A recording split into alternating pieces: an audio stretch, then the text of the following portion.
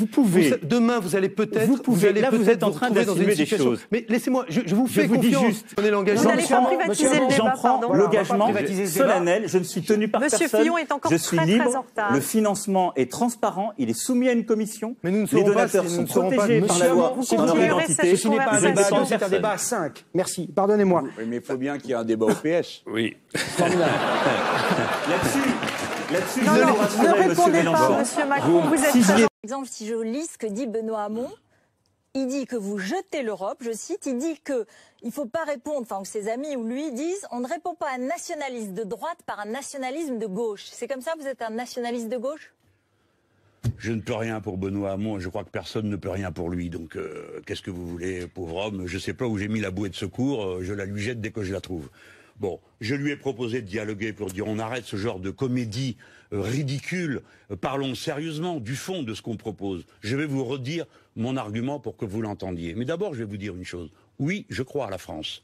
Et tant qu'à faire, si je préfère une Europe à la française qu'une Europe à l'allemande, pour reprendre le titre du journal Mediapart. Vous êtes pour une Europe française? Une Europe à la française, Mais pour une Europe c'est-à-dire française. une Europe républicaine. Non, à la française. À la française, ça veut dire une Europe laïque. Ça veut dire une Europe où on protège les services publics au lieu de les détruire. Une Europe où on a le droit de créer un monopole, ce que est l'Europe.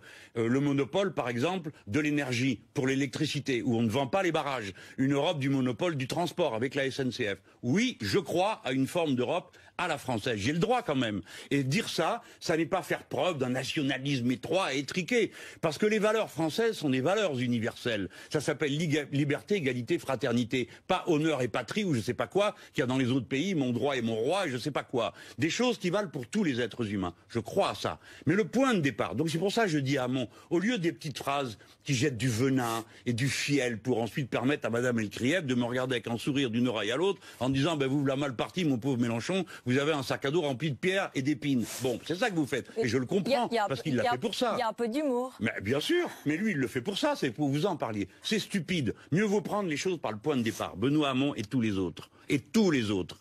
Écoutez-moi. Si on applique notre programme, qui consiste à dire, on va faire un protectionnisme aux frontières de l'Europe, protectionnisme solidaire négocié avec les autres pays. Si c'est ça que vous voulez, c'est-à-dire empêcher les marchandises d'arriver à n'importe quel prix, écologique et social, si vous voulez faire ça, si vous voulez harmoniser socialement le droit européen, si vous voulez harmoniser le droit social, si vous voulez appliquer une politique de relance des salaires, vous ne pouvez pas le faire dans le cadre des traités. Et si vous dites que vous pouvez le faire, alors vous mentez. C'est la raison pour laquelle il vaut mieux le dire avant.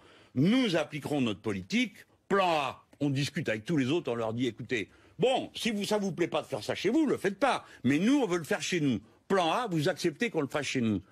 Plan B, si on nous dit, bah écoutez, monsieur Mélenchon, vous avez eu une majorité dans votre pays, mais nous, on s'en fout, on veut pas. Comme a dit monsieur Juncker, il n'y a pas de démocratie possible en dehors des traités. Dit monsieur Juncker. Moi, je lui dis, c'est dans les traités qu'il n'y a pas de démocratie possible, parce qu'on peut rien revoir. Dans ce cas-là, je dis plan B. Donc vous sortez. Quels sont Plan B, on sort. Regardez comme vous êtes ça. Non, simpliste je dans vous pose vie. la question. Bon, quand on a une dispute, on n'est pas obligé de se tuer. Bon, donc on leur dira, nous, plan B, nous désobéissons. C'est la thèse de l'économie Jacques Généreux qui continue à être notre inspirateur. Nous désobéissons, plan B, et nous voyons avec les autres pays qui sont d'accord avec nous pour faire pareil. Et donc, nous augmentons le niveau de nos coopérations avec eux.